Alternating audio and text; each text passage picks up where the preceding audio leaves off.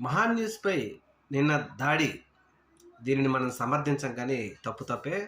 అయితే ఈ దెబ్బకు ఒక్కసారిగా యూట్యూబ్లో వీరు పెట్టిన థంబ్నెయిల్స్ అన్నీ చకా చకా చకా మారిపోయినాయి. ఒక మహాన్ న్యూస్ వాళ్ళు పెట్టిన థంబ్నెయిల్సే కాదు, అన్నీ ఎవడైతే సోషల్ మీడియాలో విపరీతంగా బీఆర్ఎస్ పార్టీ వాళ్ళని ఇష్టం వచ్చినట్టుగా మాట్లాడుతూ థంబ్నెయిల్స్ పెట్టారో, మనలో కూడా తంతారేమో, మనలో కూడా ఏదైనా చేస్తారేమో అని భయపడి థంబ్నెయిల్స్ మొత్తం మార్చేశారు. ఇది భయం అంటే.